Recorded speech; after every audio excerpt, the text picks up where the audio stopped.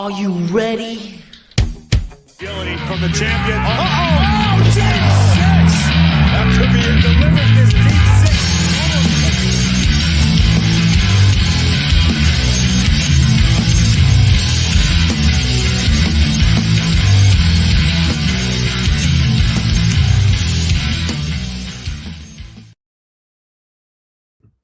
This is episode 137.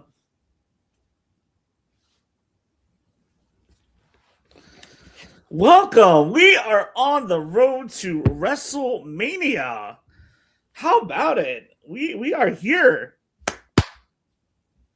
I mean, we're getting ready for Vegas. You guys have heard me talk a few times about gambling, and I will not. I will not advise anyone to do it. However, if you've been watching anything anywhere, you see how much they're trying to push sports gambling. So screw it. Let's talk a little bit about Vegas. We're heading there pretty dang soon, and the Royal Rumble got us on the road there with.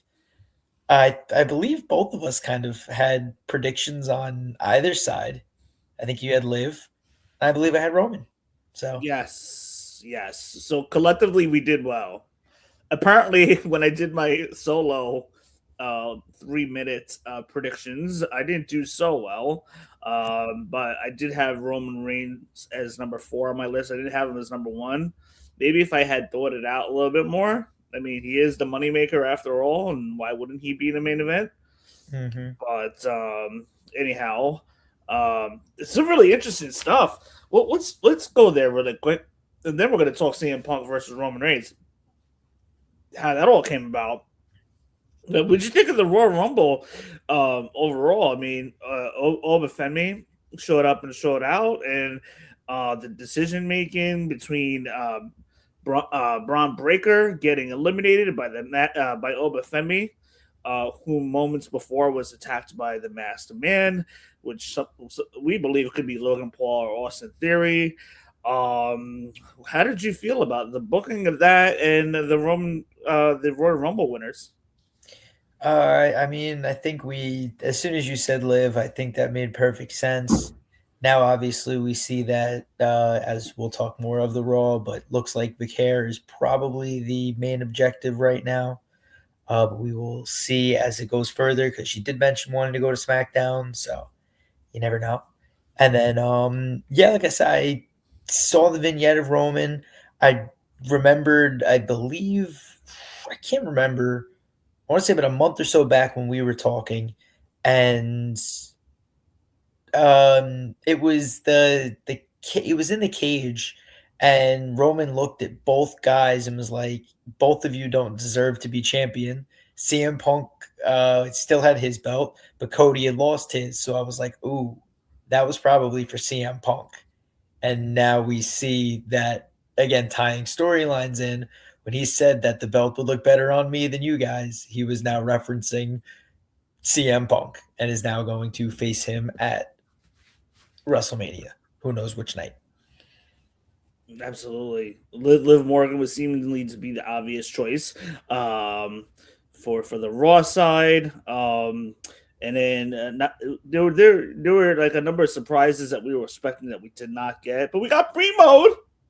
Pre-mode. Yeah, and apparently she's ready to wrestle now, which could mean that we get Bryan Danielson, aka Daniel Bryan, back in WWE.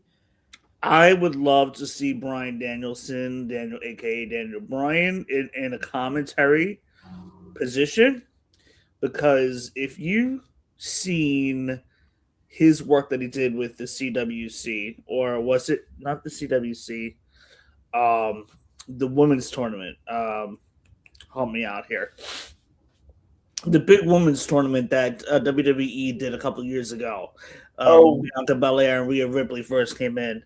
That wasn't called Evolution, was it? Oh, was it No, it was around that timeline. Was it called the Moolah Invitational, Fabulous Moolah Invitational? Great job. That does sound correct. Yeah. So the Fabulous Moolah tournament, and basically Daniel Bryan did the commentary for that, and he did amazing absolutely amazing. So I would like to see him somewhere, maybe even on NXT or just do some commentary work. I mean, I thought his commentary work was good, just a matter of where he would fit in with like Michael Cole, um, and the others. So And he's Joseph. retired fully. He's basically retired from in ring, but he's still on AEW roster. So we'll have to see how that goes. Or Brie Bella just might not, or maybe we're just looking into it too much, and Brie Bella's probably just doing her own thing for now. And just a quick short run. I don't think Brie Bella's gonna be around forever. I think she just wanted to do this one last run with Nikki. You figure maybe a year. Get the tag team titles at some point, and that's that. I keep watching these guys on on YouTube put in different people in WWE for a year. So this is kind of like you just said, just throw Brie Bella in for a year and see how she does with her sister alone, turning on her for the seventh time in their career. Oh my gosh, this is absolutely true. That's happened. But yeah, let's get right to it. So we saw the promo that just went off the air barely a half hour ago, and we are getting CM Punk versus Roman Reigns. Just announced, Roman Reigns made his decision. He is going after CM Punk. So what did you like? What are some of the key points that you liked about this promo? The first thing that really caught me, and I hate to go from back to forward, but I will because again, I don't really care. But as soon as Roman said that he could just take the easy way out, he could just take on CM Punk because he's the best and he wants to prove himself. No, I just hate you, and I'm like, damn, I cut to the core, man. Why do you hate this guy? But then I looked into a little deeper. He said he took 10 years off. He said that he was the moneymaker and that Cole, and it just seemed like the writing was on the wall when I put all of it together. So now seeing this just kind of all makes sense to me. Um, and then I mean Roman's always funny. He has his little quips. He's like, CM Punk, you think Drew's the easy way out? You're like he's like 4 times your size, man. What are you talking about? So that was Yeah, that was funny. a good one. Yeah, nothing really too much stuck out I from. liked when Roman Reigns said, like this place wouldn't be here for you to come back to if it wasn't for me and my cousins. Because Roman Punk was taking shots at Roman Reigns. I mean, they were both taking shots at each other. Right. But Punk was mentioning about how his family helped Roman Reigns get those wins against Drew McIntyre, and then that agitated Roman Reigns as we saw. And he's like, you know what? If it wasn't for my family, like you wouldn't even have a place for you to come back to, because and it's kind of true. Like the Roman Reigns and the Bloodline story basically carried WWE, and that was actually a Vince McMahon creation, but Triple H just kind of ran with it, and Paul Heyman they ran with it. And it was a great storyline going into WrestleMania 40. There it is. And then after that, I mean, business has been great. I mean, storylines have been okay. There's been some hits and there's definitely been some misses the last 2 years. But I would tell you, like, the booking has really turned around since December. What I need to see WWE do is stop rewarding people title matches after a series of losses. I mean, if you're losing, like keep losing, like, and then you get a title match just because you attacked somebody, it doesn't make sense to me. Yeah, I've But never really got that. Just because you were a champ at one point or you did beat somebody a year ago, just automatically put you in the running. It's no, like, yeah, I'm a big fan of like earning your way up. well, So that's that's how my favorite TKO promotion, the UFC, does it. Is you work your way up through the rankings, and then when you enter the top 5, as long as you've beaten one person up there, you get a chance. It's more like they just don't really care about either rankings or people. Bronson Reed lose to Penta, as we'll talk about tonight. anything can happen. Yeah. So all in all, very good promo. It had me at the edge of my bed. I was sitting on bed watching this thing, and I was locked in. How about the point where CM Punk was talking about, when they were talking about like when he left or whatever, and Roman Reigns taking shots at him, how he went on, that when Punk left, that made it harder on me because you had to go running on your buddy's podcast and throw everybody under the bus. Yep. So that was a real big thing, and then Punk was taking shots at Roman like, I was champion for 434 days with Roman, with Paul Heyman by my side, and CM Punk basically telling Roman Reigns that you walked in my footsteps. Mhm. So this was really interesting. So we're gonna get it: CM Punk versus Roman Reigns at WrestleMania 42, just 75 days away. My guess is that this world heavyweight title, most people look at this as like the B title out of the two titles. You got the WWE Championship and you got the World Heavyweight title. So I'm thinking just based off of star power, I think CM Punk and Roman Reigns with the World Heavyweight Championship is probably going to main event this year. Mm-hmm. And the WWE Championship with Drew McIntyre facing whoever, which is seemingly going to be Cody and Jacob Fatu, maybe. That seems like the writing on the wall, especially after what has transpired over the last week or so. And I do see as well now, if you believe the Vision was behind attacking Braun Breaker, I see the Vision breaking up in the next 2 months. And then Paul Heyman has a decision to make on potentially joining Roman or joining CM Punk at WrestleMania and screws one of them. That'd be interesting. Because you know that he wants to be on the side of winners. So if the Vision breaks up, he's going to have to try to find the future Vision, and I think he might pick his tribal what you're chief. saying is it's a possibility that CM Punk is gonna Paul Heyman is gonna try to align with CM Punk or Roman, and then to kind of like be alongside with the Vision. Either that Possibly. or the Vision breaks up and Paul needs Gotcha. somebody.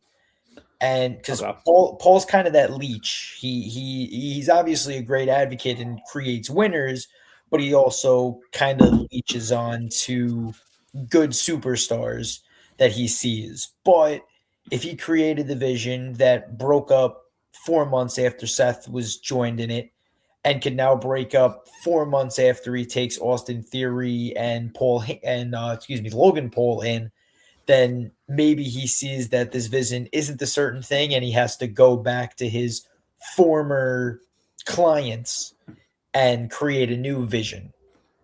Yeah. So I could see him screwing one of them over. So we saw Bronson attacked, right? Mm-hmm. And a lot of people are assuming like Austin Theory right off the bat. Now, it very well could be. You can tell by the beard it wasn't. Yeah, Austin Theory was could be part of the storyline. It was like a future plan for Seth Rollins, whatever. But I'm led to believe that quite possibly is Logan Paul. Did you see the Because he looked mask? a little lean. Did you see the mask? It was so quick. I was able to. There's different zoom ins and people on Instagram take screenshots and speculation. The mask was more of a ski mask, so it had the eyes and the mouth open. Yeah. You can see a beard here. So Austin doesn't have that there. He has a black one. It's more of like a brown beard, maybe a little like dirty blonde to it. So people are saying that, or people are saying Jake Paul, who I believe is still under TKO as a boxer and or an MMA fighter. So he could technically still be under contract, and it could be a Jake Paul coming out of nowhere to help out his brother and just out of nowhere completely kill the Vision. So because Jake Logan, Paul looks a little bulky for that. that is true too. But that's where I think that Logan would also just make sense to do it because he was the one in the locker room that the week before said, "Hey, I think He was quickly to volunteer Braun yes, Breaker as to be the be winner." protected. And then, hey, how about let's just get Braun Breaker out of there by no means of the vision so that, why would they think it's me? I wanted Braun to win. So you think this could be the possible turning point is Logan Paul's face turn? Yes. The I can either beginning. see the face turn, I could see, because no, a lot of people do like Braun. Just the vision in total, I get. Like, that's where I also don't really understand where they're going here because people enjoy watching Braun, but they're also booing because he's part of the vision. But then he gets cheers if they go up against someone else. Like it's very strange how they're starting to book him, and I don't know what direction they're going to go against. They're go towards for him. They're kind of going against the There, current a little, yeah, a because little against the current. I was really surprised that he got knocked out this early because they must be starting to plan for Rollins Braun Breaker at WrestleMania. It's quite possible that Seth Rollins could be ready by WrestleMania. He's just not going to be ready for this kind of push to WrestleMania matches in between. But yeah, so I mean, it seemed to me like it honestly made the most sense, to have Braun Breaker win the Rumble and then take on CM Punk and have that return match. That was a return match of Monday Night Raw from January 5th, which I thought was awesome. But then you got to ask yourself, okay, what are we going to do with Roman? So like that's got to make sense. You got Drew with Cody, and you got to figure out like how are we going to get everybody in a high profile match. Mm-hmm. But that being said, let's start to the top of the show of Monday Night Raw. I love the beginning of this Monday Night Raw. For those of you guys that are watching, hang with us. We want to hear your thoughts of what you guys thought of Monday Night Raw tonight, with the decision making of Punk and Roman Reigns, and what you guys thought of the Royal Rumble. Anyhow, moving on. We had Braun Breaker immediately comes out. He destroys the ringside area, which I thought was fantastic. I'm like, here we go. We're off to the races right away. And I was loving it. Philadelphia was digging it. He threatens to destroy all of Raw if he doesn't get Pierce outside. And the Vision comes out trying to contain him. Paul Heyman and Braun are pissed off. You see Paul Heyman on the mic. Braun demands Adam Pearce to come out to the ring. And while this is happening, you have a whole brouhaha with Adam Pearce coming out with security protecting him. And then while that's happening, you see LA Knight jump Logan Paul and Theory from behind.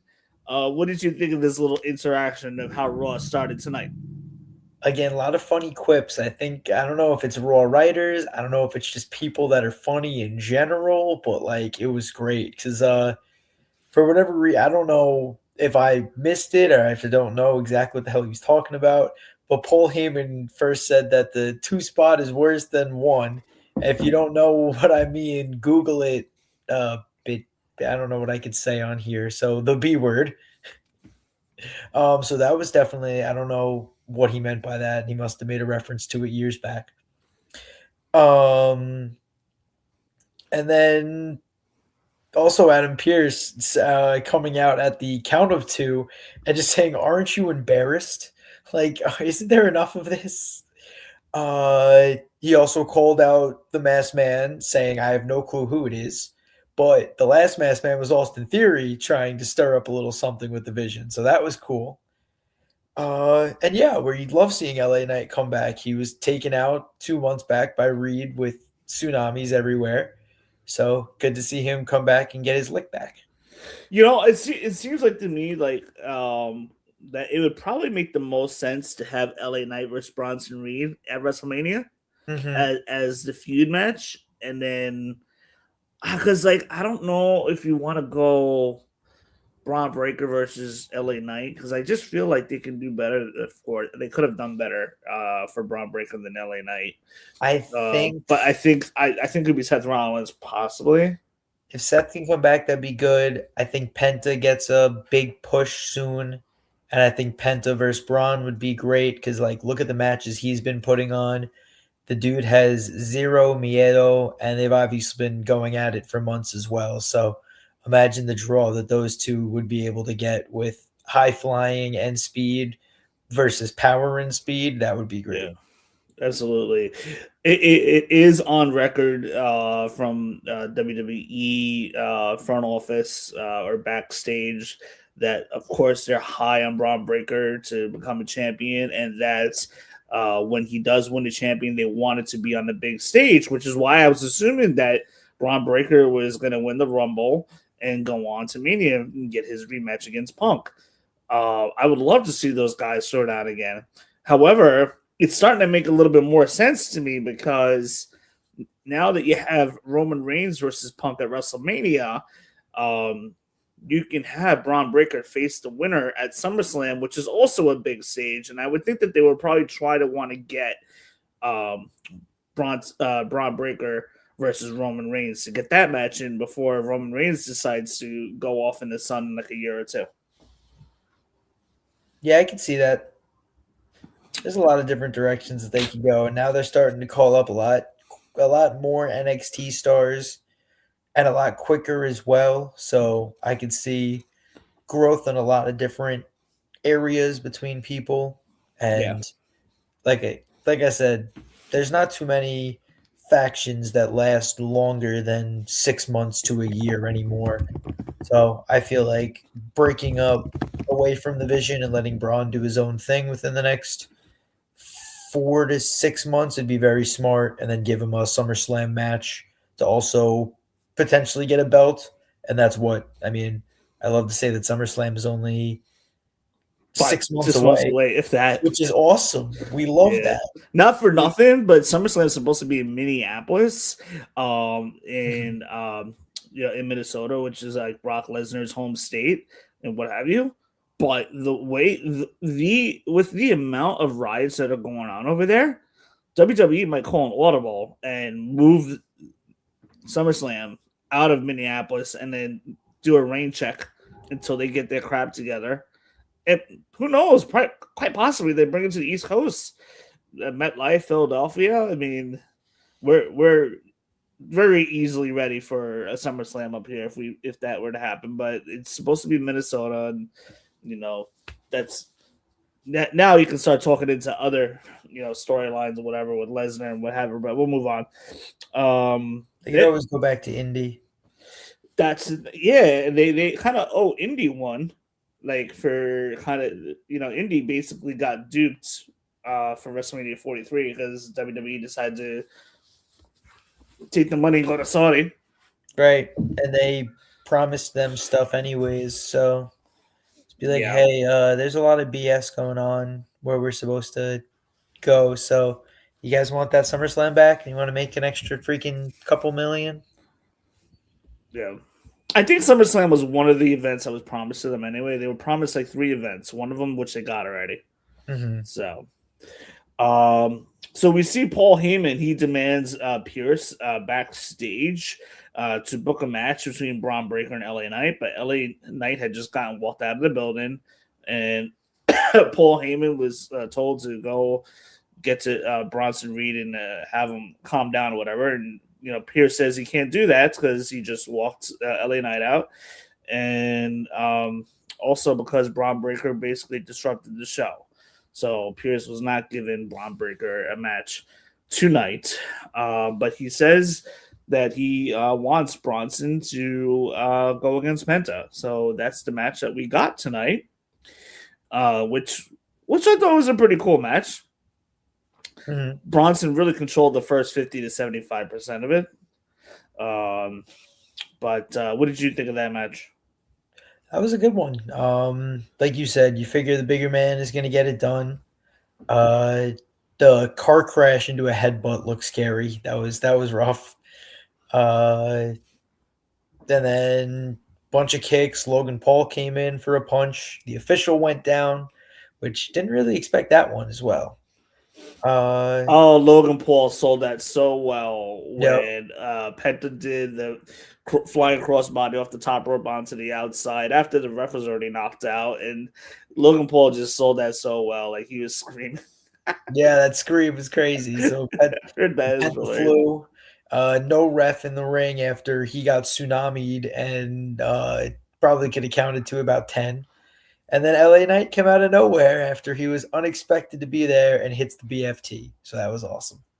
Yeah, so basically, Bronson Reed, Theory, and Logan Paul all got attacked by a hit and run tonight from LA Knight, and Bronson Reed as a result gets counted out, and Penta gets the win.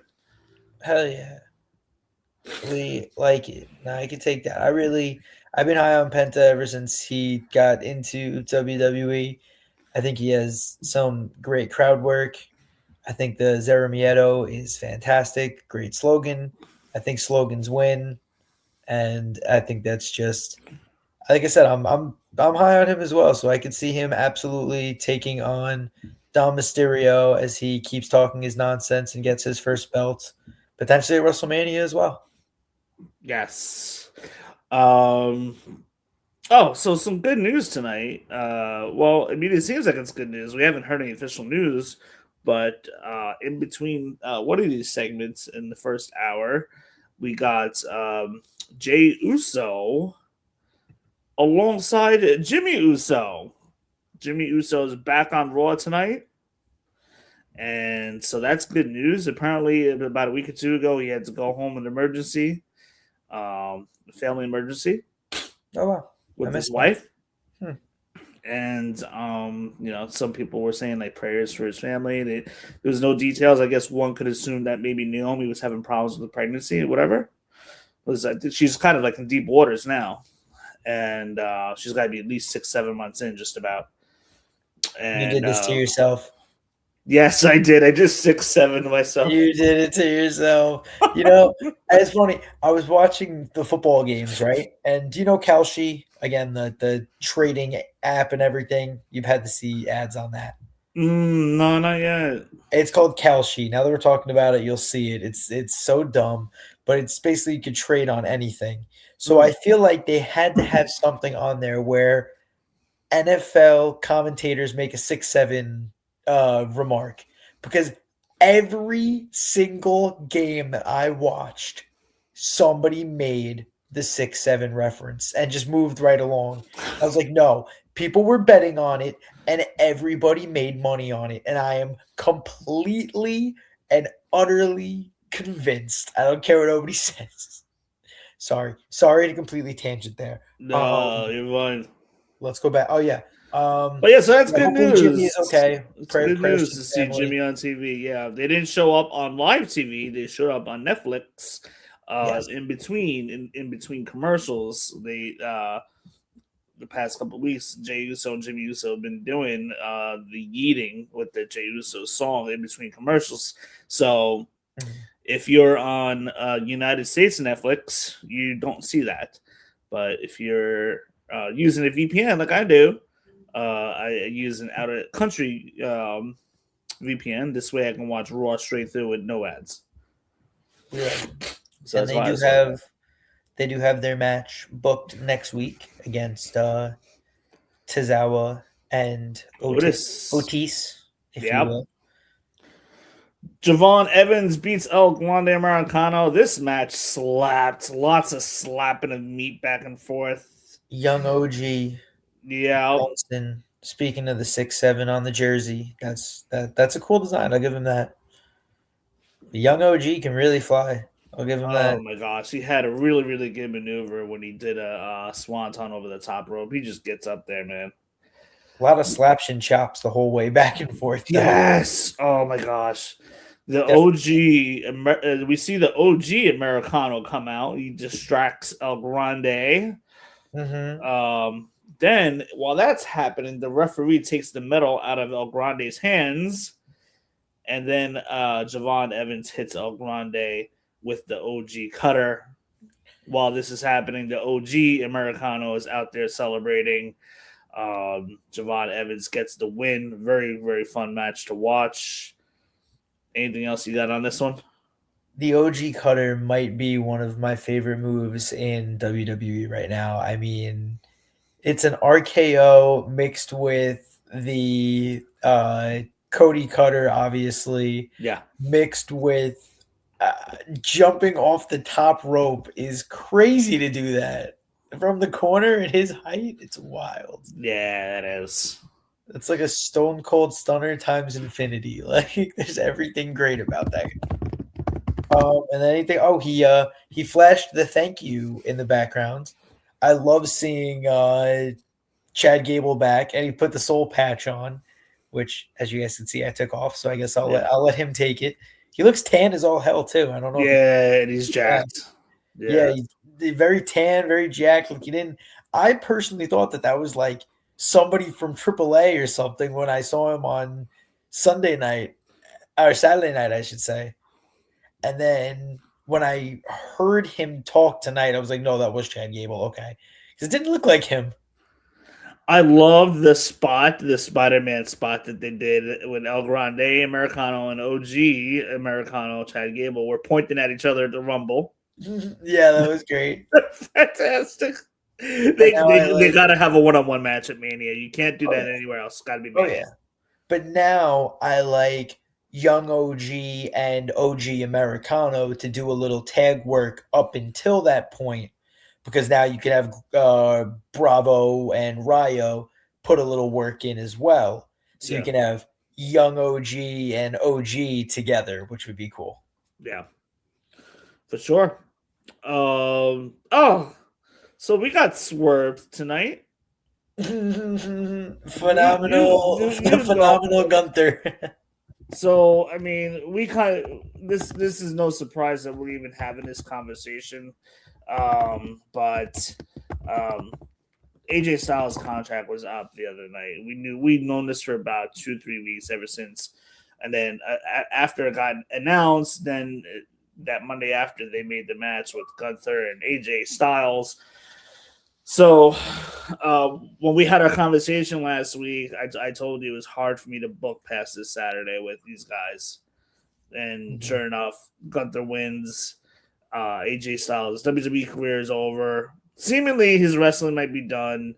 He might do a couple cameos this year. But before we get into tonight, what did you think of that match and how well that went down?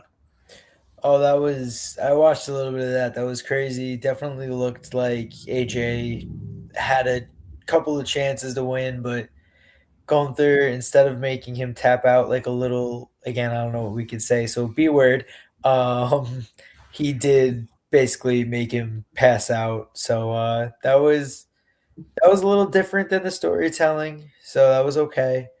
And then it looked like he was gonna take his gloves off, AJ, and he didn't take the gloves off. He kept them on a little. I was like, nah. So I think we really do get all elite AJ to kind of finish off a couple of matches against some guys he actually never got a chance to go up against. As you know, there's a few guys in AEW that he could really end off with some good matches. I mean, it's possible. I mean, maybe something short term, like a couple quick matches here and there, a couple one-offs. Up Like, until he said AEW has done one-offs in the past. He wants to finish in 2026 anyway. So whatever All Elite's Christmas chaos is, that actually sounds like that sounds exactly like something that AEW would do and name. But yeah, whatever their Christmas chaos matches would be, I could see AJ going up against somebody he's wanted to for his entire career. I could see him going up against a few guys that are in that promotion right now. Yeah, for sure. We'll see. But tonight we see Gunther. He comes out, and before that, AJ Styles' music's hit. I'm like, what? I mean, this is interesting. I mean, he's supposed to call it quit on Saturdays. His contract was supposed to be over like 48 hours ago, and his music's going off. Like, what's going on here? I'm thinking, did we get the storyline? Like what's happening? But sure enough, it was Gunther doing the imitating AJ, and then you see Gunther laughing his way to the ring, and he swerved us. He got us. So he got some heat on that. Then we see Dragon Lee interrupt Gunther, and then Dragon Lee attacks Gunther, and then Gunther eventually puts the sleeper on Dragon Lee, and then officials had to break it up, and that was that whole thing. So this is just another thing to build up Gunther. But my question to you is, what's next for Gunther? Where do we go, and how do we get there? I mean, it looks like we get a Dragon Lee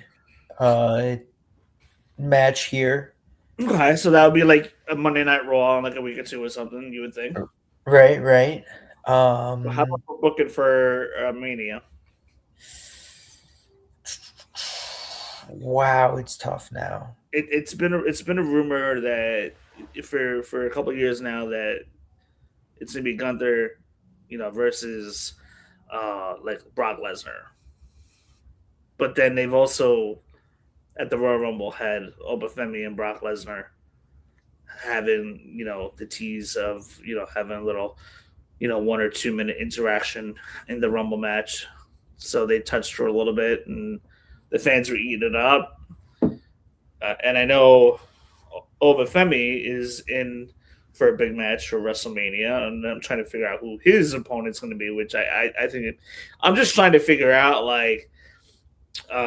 So while we're talking on it, so this is why I brought up the whole Minneapolis thing before, because Lesnar's, you know, gonna be at that show, I'm sure, because that's his home state, and that's the next big event after WrestleMania, in which I believe where Braun Breaker will win the championship at SummerSlam and this year in Minneapolis. So I would imagine that they're gonna do Gunther versus Brock Lesnar then. What do we do for Gunther here at WrestleMania? Like, it's got to be some kind of a high profile match. I think you're. I think what we do now is instead of being a career killer, put him up against Obafemi, who hasn't had a career, and Gunther could say, you know what, I want to kill this kid's career before he even has a chance to start it. So I think that would be a high profile. Oba looks insane. I mean, the dude is 6'4", 310, built like a freaking brick you know what house. I'm sorry, I'm trying to curse a lot less today, so PG-ifying tonight. But but yeah, that he looked insane. And like we said, I think Gunther obviously doesn't have a chance to go for the belt anymore because Punk is already taken care of. He's not going to take on Dom Mysterio. He's basically fought and beaten everybody else. So now the only thing you could do is give him somebody who hasn't even started his career instead of making him is a career killer. So I like Yeah, Oba. because I mean that's very possible. I mean, you can't have Oba lose in this situation, that's for sure. And it could. The only my concern with that is it could take away a little momentum from Gunther, possibly. I could see it. And I then could if see you also. do Gunther versus Oba, then what do we do with Lesnar? I think Brock might not have a match for WrestleMania, and then maybe he just comes and attacks Oba or Gunther or both of them. Mm-hmm. Interesting. No, what can happen? Interesting. Yeah. I would think that they're kind of like all sorting that out. I mean, because we know Cody is going to be with Drew, and Jacob Fatu is going to be tied to that, and Punk and Roman they're already tied up in their feud, and I'm just trying to figure out like who I'm missing here. Seth Rollins got his thing going on, and Division. We'll see what happens there. You know me and my vignette thing, so I could definitely see Gunther versus Finn Balor as well. Now that we're saying that, because Finn is now getting covered by the NXT Origin thing that they just had come out. So, you know me, if they're pushing people or they're doing something with them, they're normally gonna try to put them in high profile spots. So. And maybe you could even do like Bronson Reed versus Obafemi. Ooh. Yeah, that match would slap.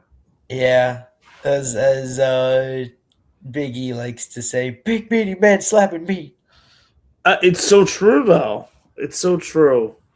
Those of you guys that are watching, make sure you hit that subscribe button. We had a pretty busy weekend. We gave everybody a Royal Rumble prediction show.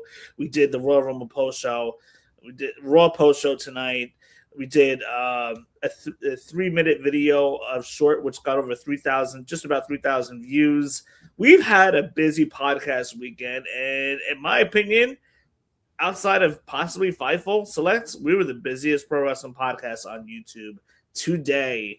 So make sure you guys subscribe as we're going to start bringing even more content to you guys. So hit that subscribe button. Help us out. Hit that button. I'm going to pitch. And as I said that, 2 people walked away. Oh, dang it. I am also going to pitch the biggest MMA promotion, Flex Fights, Friday and Saturday. That was my weekend.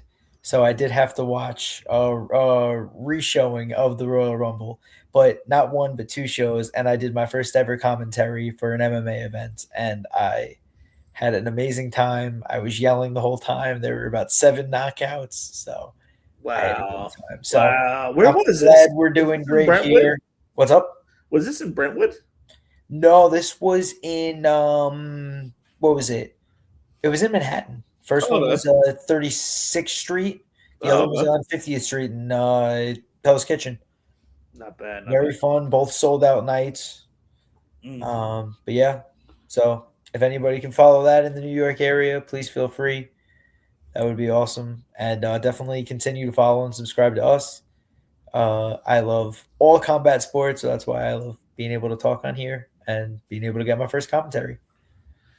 We get an interview with Maxine. This is what you don't see on TV. This is on Netflix during U.S. commercial break. Announced one-on-one with Natty next week. She says that Natty took Maxine under her wing, brought Maxine into the dungeon, and then gave her all help. They grew close, and all of a sudden, out of nowhere, humiliated her in front of the world. And Maxine goes on to say, just like there's a new Natty, there's a new Maxine, and she has, and also Maxine points out that she has beaten the greatest in the world, and that she's looking to break Natty's ankle next week. She says she will give Natty the greatest lesson that nobody can decimate this Maxine. So I guess I'm looking forward to it, Mm-hmm. I like the way she says it. For to break her ankle. Yeah. It's a war cry. And then Pure Carnage. Love that. It's so stupid. Otis and Bert Kreischer together. Did not expect that as a nice little 1-2 combo with Akira doing the "oh yeah" in the background. That's funny. So we gotta talk about this guy here, Oba Femi. So his music, like the War Raiders, come out during commercial break. So by the time they came on commercial, War Raiders already in the ring with their music, and then I'm expecting like a tag team push. I'm like, oh great, they're gonna get a match on Raw. Maybe they'll get a push towards the tag titles at Mania or something. Gets Usos, which would be phenomenal if that happened. But Oba Femi's music hits, and he's coming out. Dun, dun, dun, dun, dun, dun. So, and that's happening in the ring. So we have Oba Femi and Oba. Man, he decimated the War Raiders tonight. Decimated. Picked up the way he picked up Ivar, and oh my gosh, he looked like $1 million out there, and like he can just legitimately move in the ring. And for his size, which is very scary, the WWE cog wheel is behind Oba Femi here. he's going to get a major push this year. I would expect a title of some sort at some point. But he showed up on Raw, which is a little concerning to me because unless they have a plan for him to go against Braun Breaker, I would rather much see Obafemi on SmackDown. Yeah. And get that eventual shot against Drew McIntyre.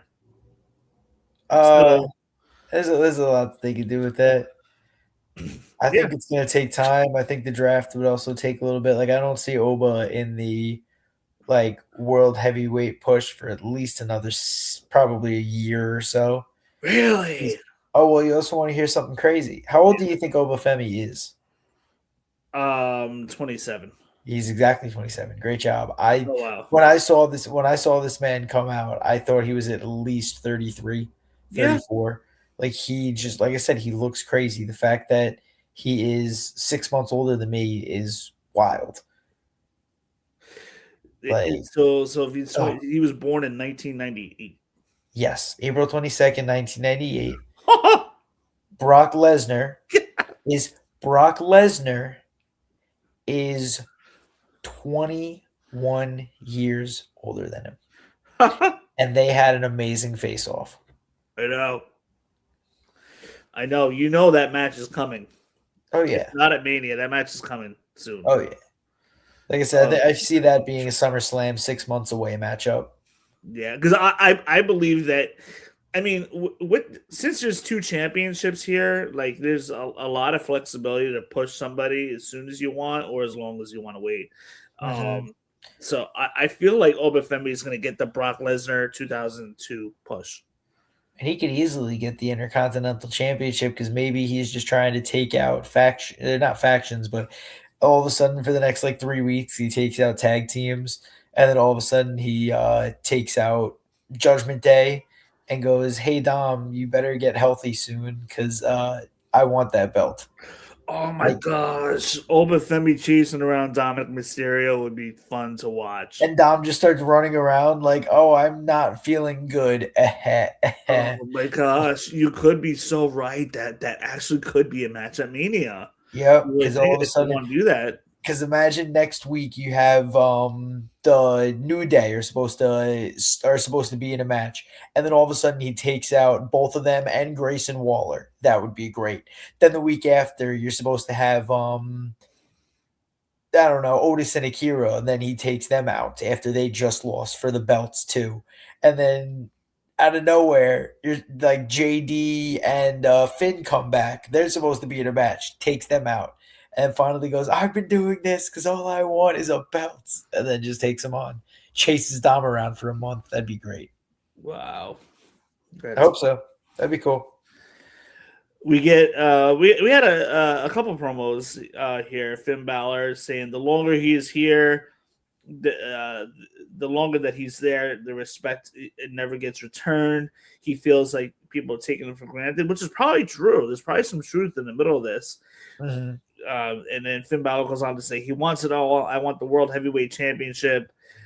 He doesn't think he's a bad guy, but he's going to do bad things. So let me backtrack. Before CM Punk started his promo with Roman Reigns tonight, the first thing he did was took a mic and grabbed Finn Balor, and you see Roman Reigns looking at him weird, like, "You interrupted my promo to talk about Finn Balor?" And then, CM Punk was like, first off, this is my house. You're on my show. I'm the World Heavyweight Champion. So I thought that was pretty interesting. But getting back to, I believe they're setting up CM Punk versus Finn Balor at Elimination Chamber. I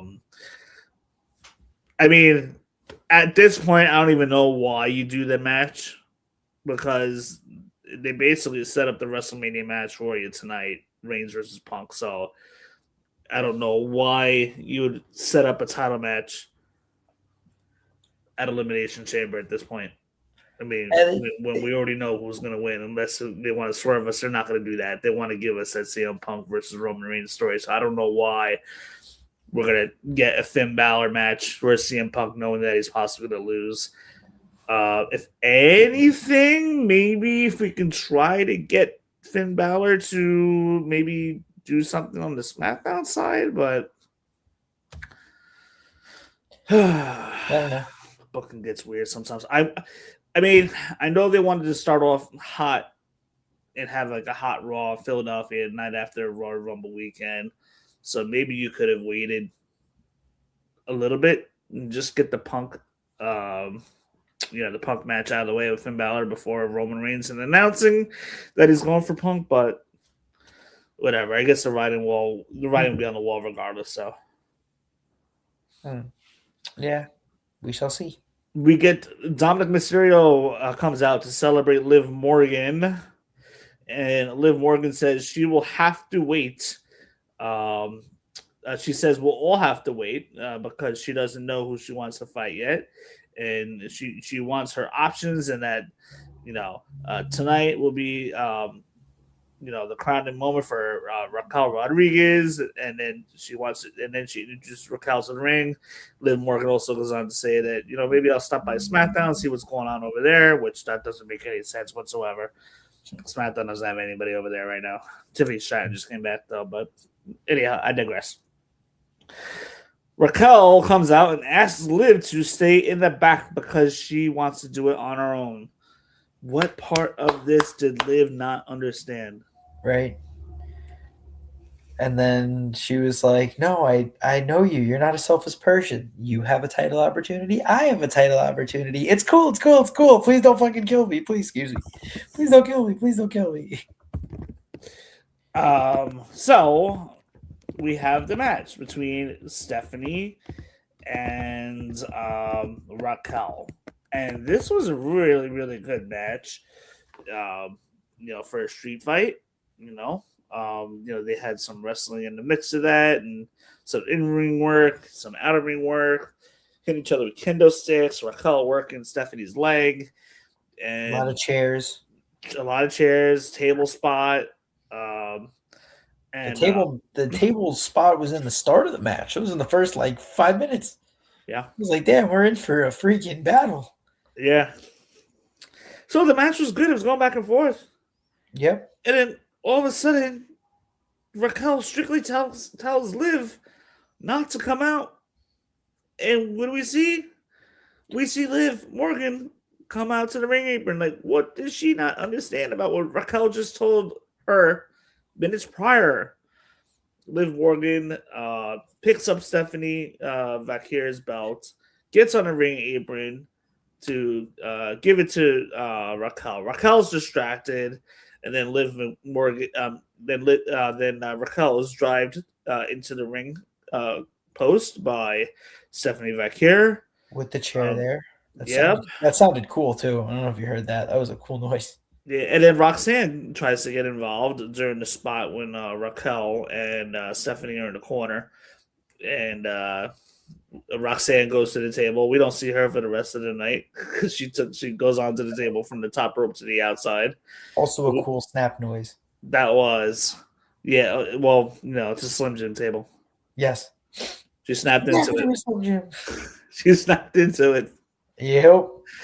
Oh man! So they costed Raquel the match. Guaranteed, we're gonna see some extra dissension next week on Raw because basically, that whole thing costed Raquel the match.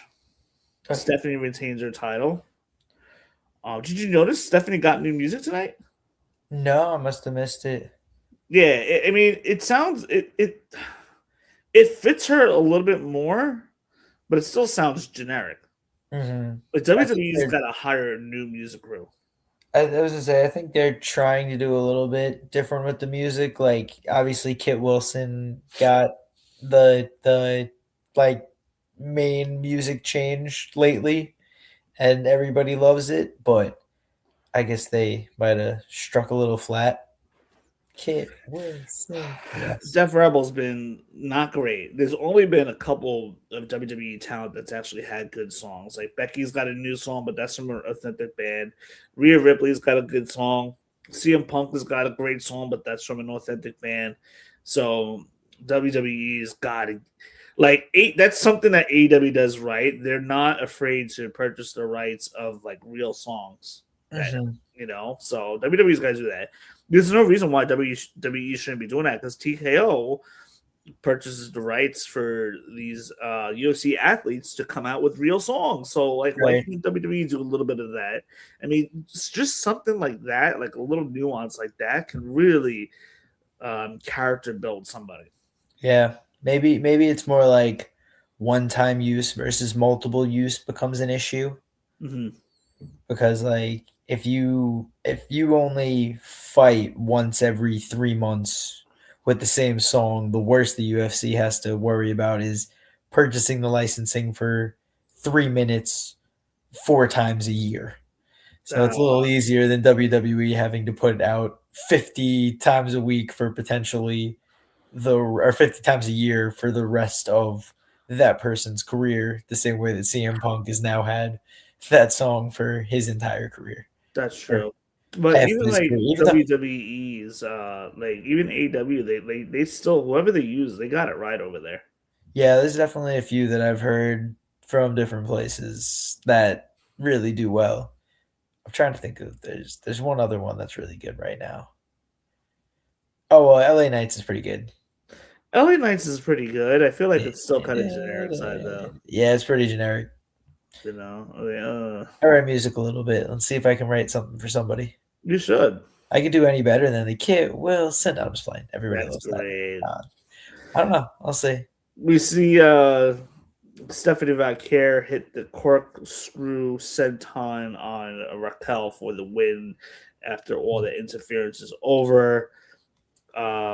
Then, as Stephanie's like just getting up and celebrating her win, we see Liv Morgan hit the Oblivion on Stephanie Valkyr as Stephanie was celebrating, knocks Stephanie out, and then we see Liv Morgan standing tall over Stephanie, holding the Women's World Heavyweight Championship, which, you know, going by body language, it looks like maybe Liv Morgan has made her choice, you would think, although she hasn't verbally announced it. But just by her taking the belt and holding it over Stephanie, that kind of tells me that is where they are going after all. Doesn't make sense to have Liv Morgan go after the Jade Cargill right now. Jade Cargill shouldn't even have that title, in my opinion. But you have to have the right dance partner for Jade Cargill, and I just don't think Liv Morgan is that person. But I think she'd be great with Stephanie. And then we got to look into Jade Cargill's possible opponent. Should be decided by Elimination Chamber, which I believe is going to be Bianca Belair challenging Jade Cargill. That's another match that's been rumored for like the last 2 years or so from now that people have been clamoring to see. Bianca Belair versus Jade Cargill. That would make a lot of sense. And not to mention, Tiffany Stratton just came back. Bianca Belair is due back. But the women's division on the SmackDown side is a little thin because Jade Cargill, she hasn't really wrestled anybody. She just wrestled. She's only had one title defense, if that. And yeah, there's really nobody. Like everyone's all tied up in the tag team division right now, which is pretty cool. You know that the women's tag team division is finally being focused on, but at the same time, like, I feel like it's kind of taken away. I feel like someone like Lara Valkyria, Bailey could definitely benefit going to SmackDown, leaving Raw just to, get there, just as an extra opponent. And they got to move Chelsea Green up, in my opinion. Yeah, I could see a switch up pretty soon.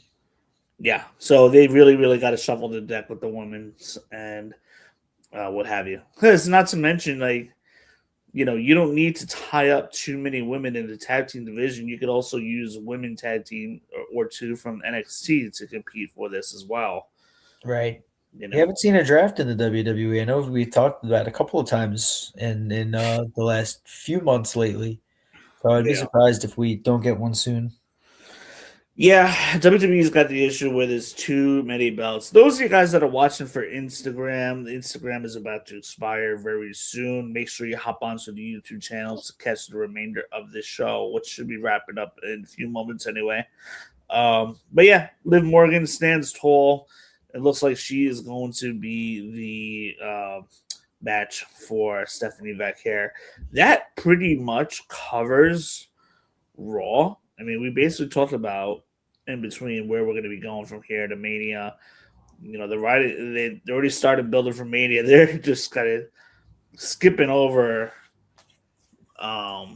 Elimination Chamber here, which leads me to believe that the WWE women's title and men's championship should be decided in the chamber this year.